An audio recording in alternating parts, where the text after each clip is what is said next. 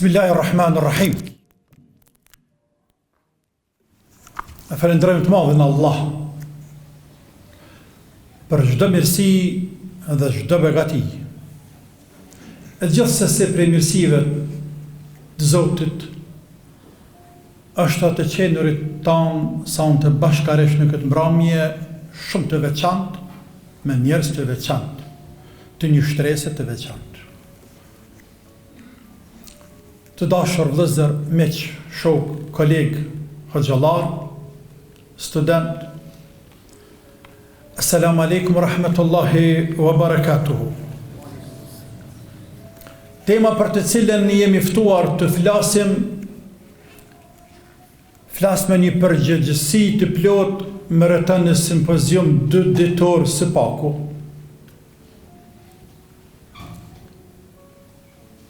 Madje të shkruhet më shumë se një libër, apo një libër më shumë se sa në një vëllim.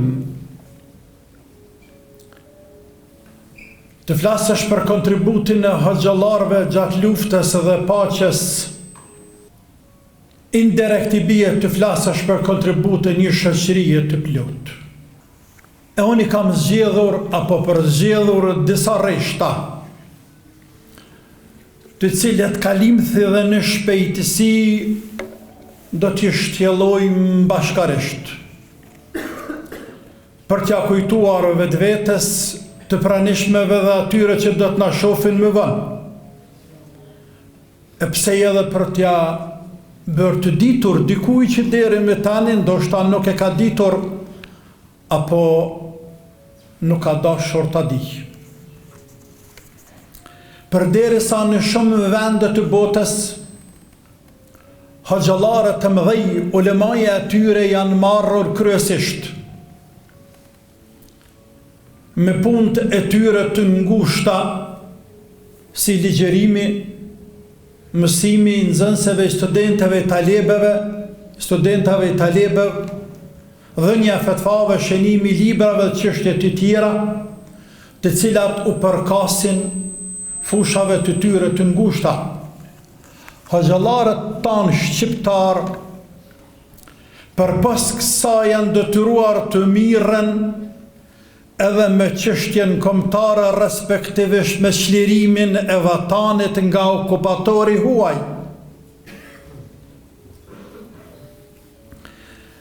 Madje kanë dhënë kësaj çështjeje shumë herë më shumë rëndësi, çështjes së vatanit, se sa shumë çështjeve fetare.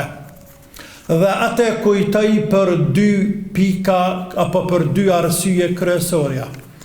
Arsyeja e parë duke pasur parasysh se Islami është fe e përgjithshme jetës së njeriut e asaj shpirtërore dhe materiale, dhe se përfshin krejt segmentet e jetës së njeriut.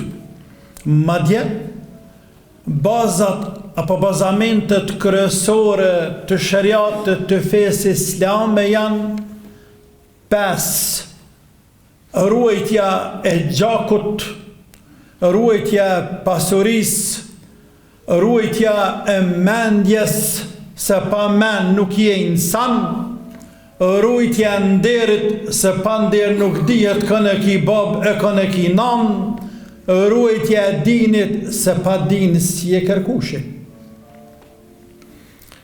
E ruajtja e gjakut do të thotë mbrojtja dhe çlirimi i vatanit. Andaj nga kjo jep me kuptu se kontributi i madh i hoxhallarëve drejt për së drejti është kthyer dhe zbërthyer në shërbim të vatanit. Çështja e dytë, liria fetare dhe puna e kontributi për fe ishte i lidhur ngushtë edhe me lirinë kombëtare, nga se shqiptarët që nga koha e dobësimit të perandorisë osmane, në veçanti nga fundi i shekullit të 19 dhe këndej, kanë qenë synim i popujve ortodoks dhe katolik që rrethonin këtë popull dhe që insistonin ta asimilonin sa ma shumë që është e mundur. Nga kjo del edhe në pah fjala e njohur e shumë hoxhallarëve dhe dietarëve të atëhershëm se pa atë dhe nuk ka fe.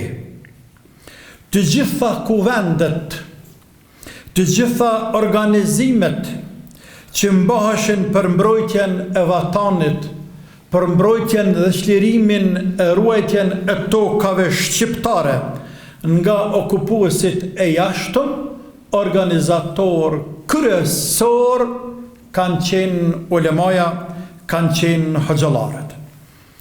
Mbledhjet janë mbajtur në për xhamia, në për mejtepe, në për medrese. Madje dhe kuvendi për gjithshëm i lidhjes së Prizrenit i mbajtur në vitin 1878 u organizua prej ulemave. Ulemat lirisht ulemat apo dietarët thuaj se ishin zemra dhe shpirti të gjitha lëvizjeve shqiptare që nga e Prizrenit e mëtej. Të gjitha komunitetet e lidhjes së Prizrenit, degët e saja, që nga themelimi deri në shurjen e saj me gjak në vitin 1881, që të gjitha kanë qenë të organizuara nga hoxhallarët. Në kuvendin e përgjithshëm Prizrenit që është na mëson historia, ku pjesëmarrës kanë qenë rreth 300 krer, lider, antar pjesëmarrës, e emrat e të cilëve janë të njohur 150, nga Kosova jonë kanë qenë 96, shumica absolute tyre kanë qenë ulema, dietar, hoxhallar.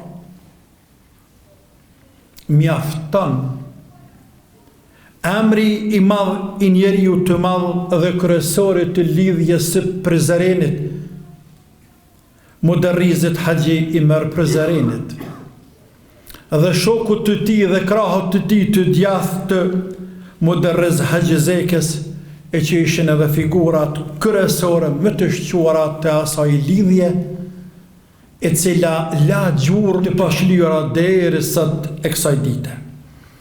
Prej themelimit të këtij kuvendi të përgjithshëm, pra lidhjes të lidhjes së Prizrenit, dhe këteri në fund në shurjen e saj, ulemat ishin ata të cilët i shkruan shumicën e akteve, peticionet, memorandumet, i përpiluan dhe i hartuan vendimet, urdhëresat e të tjerë, krejt këtu i bënën ulemaja, hoxhallarët. Ulemat ishin frymëzuesit, organizuesit e protestave kundër vendimeve të Kongresit të Berlinit, ku ishin mbledhur fuqit e mëdha të asaj kohe për të coptuar dhe të cunguar sa më shumë që është e mundur tokat shqiptare dhe popullin shqiptar. Ulemat ishin frymëzuesit kur ishte nevoja edhe të luftës së armatosur, në të gjitha luftrat të cilat i bën shqiptarët, për mbrojtjen e tokave të tyre, me gjakon e tyre, si nga malazezët, serbët, partizanët, qetnikët, e të tjerë, ulemat ishin frymëzues kryesor dhe pjesëmarrës në vijën e parë të frontit të atyre betejave. Pas largimit definitiv të osmanlinjeve nga shqiptarët apo nga trojat shqiptare, shqiptarët okupuan nga serbët dhe malazezët në vitin 1913. Pastaj në vitin 1916 erdhi në Kosovë perandoria austro-hungareze. Për të larguar kjo perandori, bashkë me ta dhe bulgarët dhe gjermanët, për të larguar kjo perandori nga Kosova dhe trojët shqiptare në vitin 1918. Dhe për të ardhur pas tyre mbretëria e vjetër serbo-kroate slovene. E që tashe tutje shqiptare do të përjetojnë ditët më të zeza prej se ekzistojnë si popull. Në këtë kohë, Serbët dhe të tjerët donin të hakmirëshin me çdo kusht në tokat që i la pas pushteti Osman dhe ndaj popujve që pranuan si mbas tyre Osmanlinjeve të mbetur e që kishin për qëllim Islamin dhe muslimanët. Serbët donin dhe dëshironin të ndryshonin strukturën etnike në favor të serbëve. Dhe për këtë ishin të gatshëm të përdorin të gjitha mjetet e mundshme të cilat i kishin në dispozicion. Ndërto që armatosin e shqiptarëve dhe armatosin e serbëve dhe të krishterëve të tjerë, shfarosje fizike, dhunime djegje të shtëpive dhe të katundeve të shqiptarëve. Ata donin të vendosin një funksion projektin për të spastruar tokat shqiptare nga muslimanët sa ma shumë që është e mundur. Në këtë situatë shumë të rëndë, ekonomike, politike dhe sociale, mes hapave të tjerë të cilet i kanë ndërmarrë ulemaja hoxhallarët islam, është edhe themelimi i një partia, po lëvizje islame të quajtur Xhamijeti, e që i bie bashkimi, kurse emri plot i saj, nëse dum ta dim, është Islam Hafaza al-Hukuk al-Jamia, shoqata për partia islamike për mbrojtje dhe drejtësi, e udhëhequr nga dy intelektual shumë të famshëm të kohës, Nejib dhe Ferhat Draga, dy vëllezër. Xhamijeti është një zë i fortë i popujve të shtypur, të cilët luftonin për mbijetesë, ishte një bërtham e lëvizjes kombëtare shqiptare. Edhe tek balli kombëtar, më vonë, si dhe tek NDSH-ja, Organizata Nacionale Demokratike Shqiptare, e themeluar gjatë luftës së dytë botërore në disa vende të Kosovës, e në disa të tjera e themeluar pas përfundimit të luftës së dytë botërore dhe ardhjes së sistemit ish-jugoslav në trojet tona, rol të madh në këto organizata dhe të tjera politike e luftarake përsëri luajtën hoxhallarët. Si Mulla Idris Broja, Mulla Idris Gjilani e kushashtaj vatanxhi e patriot i cili nuk e njeh këtë burr të madh. Ai i cili nuk e njeh Mulla Idris Gjilanin, ai shumë pak ka njohur dhe shumë pak ka marrë vesh, e ka kuptuar për historinë tonë kombëtare, për çlirimin e këtij vendi dhe kontributet që ka dhënë ata burra të mëdhenj. Pastaj Mulla Ram Govori, Mulla Sadri Prestreshi, Mulla Hajrullah Rexha dhe shumë të tjerë. Kontribut të madh për çlirimin e Kosovës nga komunistët gjatë periudhës titiste, pastaj gjatë periudhës serbe në kohën e Miloševićit deri tek luftimi i okupatorit serb, dhanë hoxhallarët. Disa hoxhallarë u vranë e disa u lënduan gjatë demonstratave nga viti 1981 dhe këndej e që shumica e juve se një kanë gjallë fare. Në ato vite janë burgosur edhe shumë hoxhallarë të cilët janë njohur në atë kohë si grupi hoxhallarëve. Gjatë viteve 1988 deri në vitin 1999, të me thonë, përfundim të luftës, janë vrarë 37 hoxhallarë. Hoxhallarë veteran të që ka shumë, e që ende si duket nuk është bërë ndonjë evidentim serioz dhe përmbledhje për zgjidhshme emrave të tyre. Vlen të potencohet se jo vetëm hoxhallarët të cilët kanë qenë të kyçur drejt për së drejti në çdo lëvizje kombëtare për shlirimin e vendit, por se dhe luftatarët e tjerë të gjitha lëvizjeve të cilat janë bërë për shlirimin e vendit janë kontributive të hoxhallarëve, sepse janë nxënës të tyre, sepse hoxhallarët janë mësuesat të tyre, sepse hoxhallarët janë ata të cilët janë këshilluar me ta, sepse hoxhallarët janë ata të cilët janë instruuar të ta dhe kanë mësuar pe i tyne dhe janë frymëzuar me ta. E që i bie, krejt kontributin në njërën apo formën tjetër, kthehet tek hoxhallarët dhe më pas kthehet në islam, sepse hoxhallarët kanë folur dhe kanë punuar me Kur'an dhe me Sunet. Dhe kjo kontribut pra i kthehet shumicës dërmuese të këtij populli, e që janë muslimanët, dhe i bie me dy fjalë se feja islame e ka ruajtur identitetin kombëtar shqiptar. Këtë të vërtet se feja ka mbrojtur këtë popull nga asimilimi serbëslav, nuk mund ta mohoj me fakte, nuk mund ta mohoj asnjë njeri përpas ai i cili është njëri prej dy llojeve të njerëzve, apo dy kategorive. Ose është ignorant, gjahil dhe nuk e njeh të vërtetën dhe justifikohet dhe falet, ose është ndonjë inatgji i madh i cili e urrejn dhe ja ka inati islamit, muslimanëve dhe sigurisht se edhe hoxhallarëve, ndaj nuk don ta pranoj këtë të vërtetë. Këtë të vërtet e ka thonë edhe publicisti dhe diplomati shumë i famshëm shqiptar, Faik Konica, i cili mes tjera thot në thojza, po mos të ishte islami, populli shqiptar do të ishte shumë më tepër në numër, por jo shqiptar. Po mos të ishte islami, populli shqiptar do të ishte shumë më tepër në numër, por jo shqiptar. Do thot do të asimiloheshin, po mos të ishte feja islame. Të gjithë të rëmnet për liri,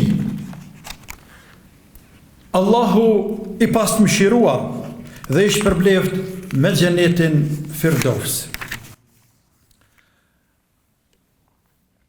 Ta fitosh lirin dohet punë dhe sakrificë, ama ta mbrosh lirin dohet shumë punë dhe sakrificë.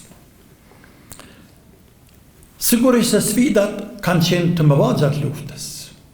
Gjatë çdo procesi që ka kaluar populli jonë, por sfidat gjatë paqes nuk janë më pak të rëndësishme se sa ato që kanë qenë gjatë luftës. Madje ato shumë herë mundën me qenë edhe më të mëdha. Çdo njeri e don vatanin e vet. Mendoj se nuk ka njeri i cili nuk e don vatanin e tij. Spaku kështu duhet ishte. Por dashurinë e vërtetë ndaj vatanit, mendoj unë, e dojnë ata të cilët kanë marrë pjesë drejt për së drejti në luftë. Kanë qenë aktiv në çdo lëvizje e cila është bërë për të mirë të vatanit, e dalim kanë fund në luftën tonë çlirimtare. Po dhe luftat e tjera të mëhershme, të cilat kalim dhe i ceka. Ata do t'ja dinë më së shumë të rëndësinë lirisë, vatanit, pastaj duhet ja dinë dhe ja dinë ata të cilët e njohin më së miri lirin, e njohin më së miri fenë, e dinë se çka do të thonë me qenë liri, e ata janë hoxhallarët. Nga ky parim hoxhallarët në për të gjitha epokat apo fazat në për të cilat ka kaluar shoqëria jonë, kanë qenë aktive dhe janë munduar në maksimum ta japin kontributin e tyre, duke mos kursyer asgjë nga vetja e tyre. E disa pe kontributeve që ceka më herët dhe i ceken para folësit e mi më herët. Por me gjithë këtë kontribut të madhë, të cilin e kanë dhënë ata hoxhallar, ata edhe janë diskriminuar, janë etiketuar, e tjerë, derisa dhe janë burgosur dhe luftuar. Që nga ardhja në pushtet e serboslavëve, respektivisht okupimit të trojve shqiptare nga serbet e malazezët, pas largimit të Osmanlinjeve e Këndej, e që i bie që nga vitin 1913, pas taj këtëse në vitin 1918, deri sa dhe kësaj dite, hoxhallarët kanë qenë në shënjestër të çdo pushteti. Pajtoni apo nuk pajtoni.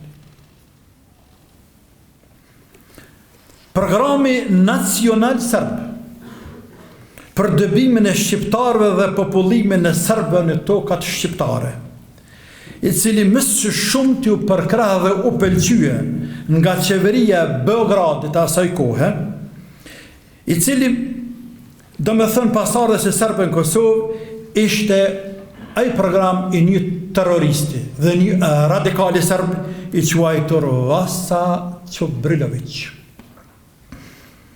Ai përgatiti një memorandum për këtë ide, për dëbimin e shqiptarëve. Dhe në vitin 1937 i adresoi të gatshëm qeverisë Beogradit të asaj kohe. Në atë memorandum famkeq, ai deklarante se kolonizimi ka dështuar përballë shtimit të popullsisë së shqiptarëve. Pikën më të rëndë armiku ndaj popullit shqiptar e ka pasur pse pështohen këta musliman. Pse pështohen këta musliman? Njëjtën gjë ka vazhduar sistemi komunist. Dhe fatkeqësisht janë duke vazhduar edhe demokratët pas rrahjes së komunizmit. E shofëm këtë plan, se ky e parashef dëbimin e gjysmë milioni shqiptarëve. Ndërsa ne sot në Kosovë, në thojza kemi dëbuar gjysmë milioni shqiptarë vetëm me durët e tona, respektivisht ata që heqin shtetin. Aty një ka pengu shtimi popullatës. Andaj ne u themi e ju një tritë të tonë, shtanodjem. Shtanodjem për i zetë zotë, shtanë nërpes më seleni asnja. Shtanë nërpes asnja më seleni. Sepse politik e armiqve tanë pas ka qenë me thongue sa ma shumë dhe me zvogluë sa ma shumë popullin tonë në numër. A i thëtë, fjallet tina janë, vetëm dhuna brutale mund të ruaj kontrolin serb i Kosovë. Ai propozonte dëbimin e rreth gjysmë milioni shqiptarëve nga trevat e tyre me dhunë. E për të realizuar këtë ai propozoi një sërmasa shku me stirash, tash në thojzat marrën fjalë identike për i tina, lidhur me fenë. Këte kam cekun, sa i ka shumë sene që i cek, lidhur me fenë. Shqiptarët janë shumë të ndjeshëm. Gjithmonë kanë qenë ndjeshëm. Këta ja ka thonë edhe Staline në verit të nësy, shoku e në verë.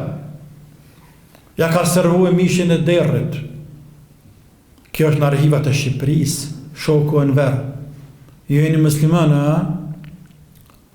nuk e hani mishin e derrit. Edhe ja afron, edhe provokon.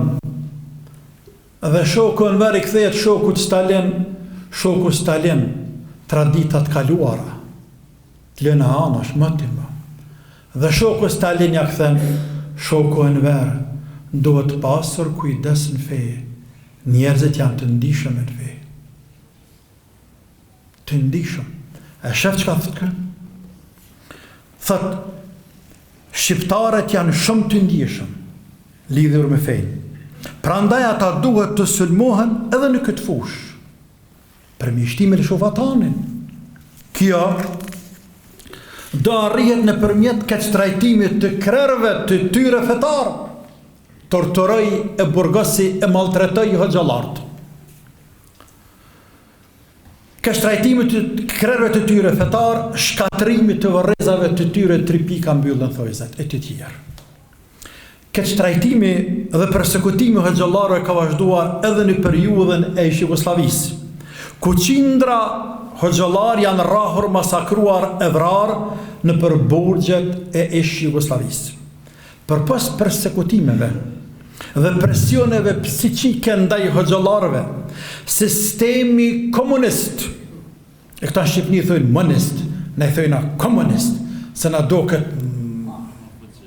ma fuqishëm, po, komunist, e cila ka ma mirë nga ana letrare, le ta gjykojnë ta.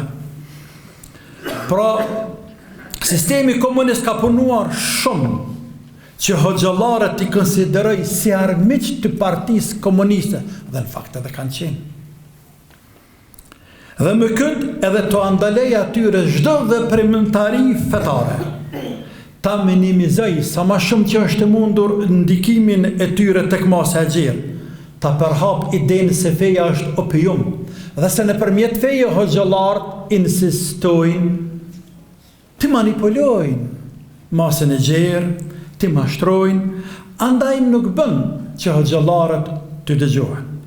Me gjithë këtë diskriminim të hoxhallarëve nga partia komuniste dhe përpjekja e tyre maksimale për të azvagluar dhe eliminuar ndikimin e tyre në popull, hoxhallarët kanë vazhduar të jenë njerëzit më të besueshëm dhe më ndikim në shoqëri gjatë krejt periudhës komuniste. Të nënçmuar prej pushtetit, por nuk i kanë nxjerrë prej zemrave të popullit. Andaj ndikimi i tyre asnjëherë nuk është të larguar dhe nuk ka munguar. Fatkeqësisht, diskriminimin ndaj hoxhallarëve e kanë vazhduar edhe vetë një pjesë e shqiptarëve të cilët janë mishruar me sistemin komunist dhe janë munduar më bërë, thojza prapë përseresun si kolegi jam, më katolik se papa, pra më komunist se vetë Marsin, Gelsi, Tita, Kardeli e të tjerë. Ata ku do që shkonin? I luftonin, i diskriminonin, i përqeshnin hoxhallarët. Hoxhallarët nga ana e tyre u mundonin të bindnin popullin se komunizmi si ideologji është e dëmshme, sepse zezës barë nuk i thuhet, sepse armikut mik nuk i thuhet. Ashtu si që munduan që të ruajnë unitetin e shqiptarve, të ruajnë popullin e veçanti të rinjit dhe të rejat nga përpjekja komuniste me parullën e vllazërim bashkimit me popujt e tjerë të Jugosllavisë, e që qëllimi i tyre ishte slavizimi i të rinjeve sa më shumë që është mundur djemve dhe vajzave tona shqiptare, e që kjo reflekton me çkëmbëtarizimin e popullit ton. Kretë këtë kontribut madhe kanë bërë hoxhallarët dhe meritën më të madhe që kanë rujtë këtë popull nga slavizimi në hoxhallarët, por megjithatë ata prapë të kituan, prapë luftuan nga vetë shqiptarët. Këtë diskriminim e ka vazhduar edhe pas luftës së çlirimtare, ku asnjëherë nuk dëgjuam asnjë lider politik, qeveritar, i cili përmendi kontributin e hoxhallarëve para, gjatë apo pas luftës. Jo vetëm që nuk e vlerësuan kontributin e tyre për fe dhe atë dhe, por ata shkuan aq lart kundër fesë dhe hoxhallarëve, sa që munduan të etiketojnë si njerëzit më të dëmshëm, më të rrezikshëm, duke i quajtur radikal, ekstremist e lloj-lloj etiketimesh derisa edhe burgosen. Jo vetëm hoxhallarët, por edhe fenë islame si fe u përpoqën ta njollosin, dhe këtë e bën nëpërmjet disa islamofobëve, të cilët marrën havë të madh, pastaj edhe nëpërmjet disa portaleve antifetare dhe antikombëtare, të cilat nxirrnin vrerë kundër çdo gjëje çka kishte të bëjë apo që kishte të bëjë me fe. Hoxhallarët punuan për sensibilizimin e popullit për rezistencë dhe qëndrueshmëri. Sa herë që kërkohej nevoja, sensibilizuan për vazhdimin e mësimit, që sistemi Miloševićit veç i mbylli të gjitha shkollat. Nxitën dhe punuan për ruajtje të unitetit, mospërçarje, afrim të ndihmës ndaj njëri tjetrit. Ata morën pjesë edhe në luftë me armë, nuk ju ndalen punës edhe pas luftës. Ata munduan që të edukojnë rinin në dashuri e respekt ndaj fesë dhe vatanit. për largim nga dukurit negative, për edukim të mirëfillt, i cili edukim drejt për së drejti, kthehet dhe ndikon në familje, në shtet dhe në shoqëri. Ata punuan shumë që të edukojnë rinin ton në një islam mesatar, larg çdo ekstremizmi dhe radikalizmi. Merit kryesore kanë hoxhallarët. Ata punuan në pajtimin e gjaqeve. Ata punuan shumë në pajtimin e gjaqeve. Ata penguan shumë vrasje dhe vedrasje. Ata ndaluan shumë shkërorëzime dhe bashkuan shumë çifte të ndara. Ata pajtuan e ofruan mes vete shumë familjar, vëllëzër dhe motra, komshi e shoqëri. Ata bën krejt çfarë bën dhe çfarë ishte e mundur që të bëhet dhe çfarë kërkohej prej tyre, por prap se prap një pjesë e qeverisë dhe anti-islamistëve e komunistëve nuk ndalen se etiketuari se hoxhallarët janë njerëz të dëmshëm, se Islamit i ka skaduar Arafati dhe se Kurani nuk është për kohën tonë bashkohore e të tjerë. Si do që të jetë. Periudhë tashmë e kaluar, por vërtet na ishte një sfidë, për sfidave të tjera të shumta me të cilat ballafaqohen hoxhallarët, po edhe krejt qytetarët për çdo ditë gjatë jetës së tyre, veçantë ata që punojnë për fe dhe për atë. Sigurisht, se hoxhallarët janë dhe do mbesin njerëzit më të besueshëm, njerëzit me më ndikim në shoqëri. Këtë të vërtet, jo vetëm që po e themon, po kjo është ashtu, madje këte e kanë pohuar dhe e kanë vërtetuar, edhe shumë jo musliman kanë për qëllim ndërkombëtar, e kanë vërtetuar dhe pohuar edhe disa islamofob, se ndikimi i hoxhallarëve jo vetëm që vazhdon, pa ja është nivel shumë të lartë. Edhe jemi shumë falënderues të madhit Allah Azza wa Jall. Ne kemi qenë hoxhallarët, jemi dhe vazhdojmë të jemi si qelë, të urtë e të menqër, në përgjithësit tona karshifesë dhe vatanit. Kemi bërë sabër dhe vazhdojmë të bëjmë sabër edhe më tej. Kemi punuar dhe vazhdojmë të punojmë edhe më tej. Do të lutemi për të gjithë, madje dhe për ata të cilët na luftuan. Edhe duke përgatit për me ardhë këtu, ashtu frymëzova, u emocionova dhe një poezi të shkurt e shkrova. Për Kosovën u mundova, u poqa e u dogja, u lova e u sakrifikova, për fe e për atë dhe, për këtë rini e për këtë pleqni, për këta gra e për këta fëmi, për këtë shtet e për këtë shoqëri. O ju njerëz, nuk dua mirënjohje as falënderim, veç dinin Islam e hoxhallarët mos i luftoni kundër vatanit tuaj, mos punoni. E ai që del kundër dinit e vatanit, ai ja ka mbajtur anën shkaut. Atë toka, malet, kodrat e baktia kanë me mallku. Përse këto të mira që i madhi Zot e ja ka qu, ai i ka kundërshtu.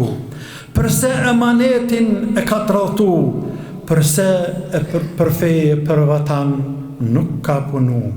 Nuk është vlerë shumë para me posedu, as shumë gjuh, as shumë gjuh me i zotënu, as shumë poste të larta me i gëzu, por vlerë është për fe e për atë dhe me punu. Zotë e ruajt këtë vend nga të liqt, e ruajt nga sherri i çdo kuj që mund t'i vjen. Zotë i ruajt hoxhallarët dhe pasuesit e hoxhallarëve. Zotë e ruajt këtë popull, Zotë ndihmoft Kosovën ton, popullin ton, vendin ton. Na mundoft dhe na bëft argat për fe dhe për atë dhe.